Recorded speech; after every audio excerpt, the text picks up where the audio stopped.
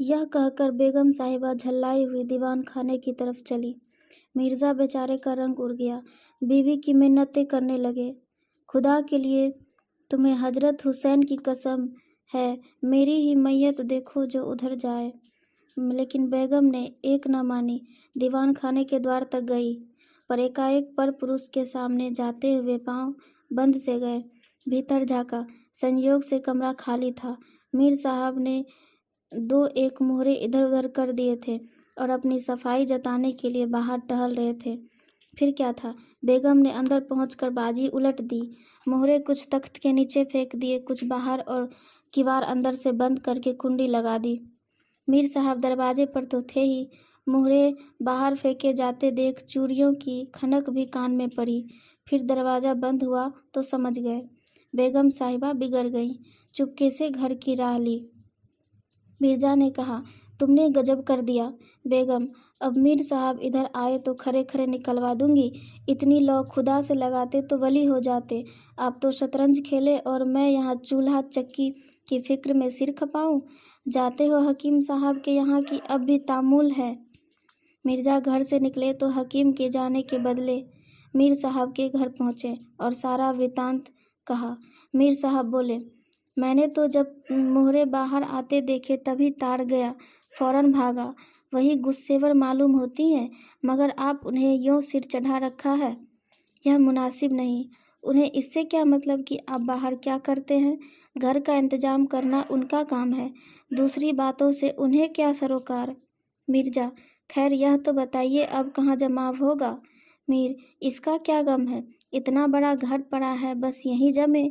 मिर्जा, लेकिन बेगम साहिबा को कैसे मनाऊंगा?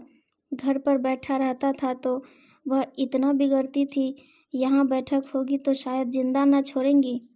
मीर, अजी बकरोज में आप ही ठीक हो जाएंगी।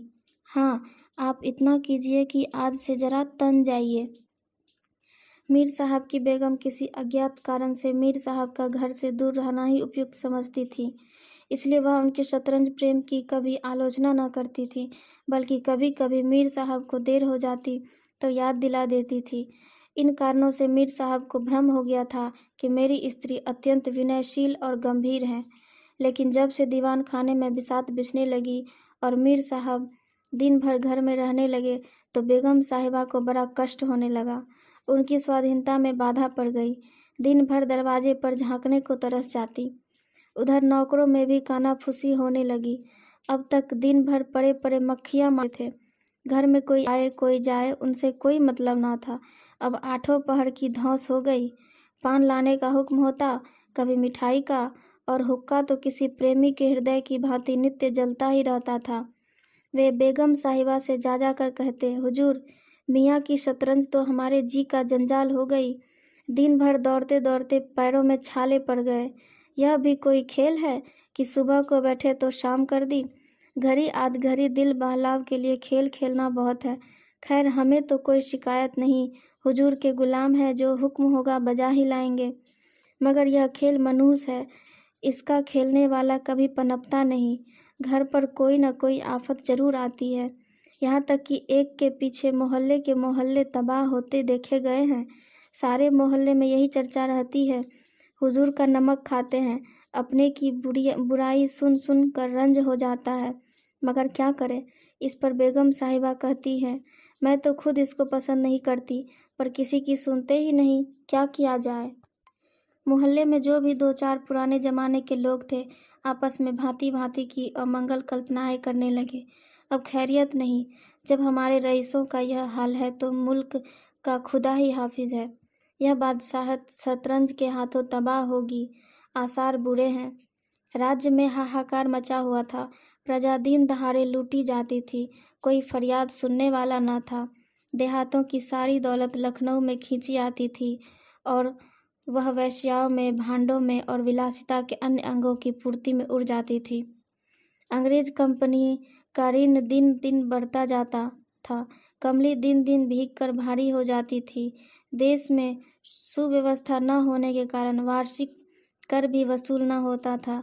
रेजिडेंट बार बार चेतावनी देता था, पर यहाँ तो लोग विलासिता के नशे में चूर थे, किसी के कानों पर जूं न रेंगती थी।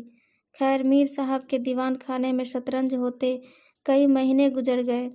नए नए नक्शे हल किए जाते, नए नए किले बनाए जाते, नित्य नई व्यूह रचना होती। कभी कभी खेलते खेलते झौर हो जाती, तू मैं तक की नौबत आ जाती, पर शीघ्र दोनों मित्रों में मेल हो जाता। कभी कभी ऐसा भी होता कि बाजी उठा दी जाती। मिर्जा जी उठकर अपने घर चले जाते, मीर साहब अपने घर में जा बैठते। पर रात दिन की निद्रा के साथ सारा मनोमालिन्य शांत हो जाता था। प्रातः काल दोनों मित्र दीवाने खान में आ पहुंचते थे। एक दिन दोनों मित्र बैठे हुए शतरंज की दलदल में गोते खा रहे थे कि इतने में घोड़े पर सवार एक बादशाही फौज का अफसर मीर साहब का नाम पूछता हुआ आ पहुंचा। मीर साहब के होश उड़ गए। यह क्या बला सिर पर आई? यह तलबी किस लिए हुई है? अब खैरियत नहीं नजर आती। घर के दरवाजे बंद कर लिए, नौकरों से बोले, कह दो घर में नहीं है। सवार, घर में नहीं तो कहाँ है? नौकर, यह मैं नहीं जानता। क्या काम है? सवार, काम तुझे क्या बतलाऊंगा, हुजूर में तलबी है, शायद फौज के लिए कुछ सिपाही मांगे गए हैं। जागीरदार है कि दिल लगी, मोर्चे पर जाना पड़ेगा तो आटे दाल का भाव मालूम हो जाएगा। नौकर, अच्छा तो जाइए, कह दिया जाएगा। सवार, कहने की बात नहीं है, मैं कल खुद आऊँगा, साथ ले जाने का हुक्म हुआ है। सवार चला गया। मीर साहब की आत्मा कांप उठी। मिर्जा जी बोले, कहिए जनाब, अब क्या होगा? मिर्जा, बड़ी मुसीबत है, मैं कहीं मेरी तलबी भी न हो। मीर, कमबख्त, कल फिर आने को कहा गया है। मिर्जा, आफत है और क्या, कहीं मोर्चे पर जाना पड़ा तो बेमौत मरे। मीर, बस यही एक तदबीर है कि घर पर मिलो ही नहीं, कल से गोमती पर वीराने में नक्शा जमे, वहाँ किसे खबर होगी? हजरत आकर आप लौट जाएंगे। मिर्जा, वल्लाह आपको खूब सूझी, इसके सिवाय और कोई तदबीर ही नहीं है।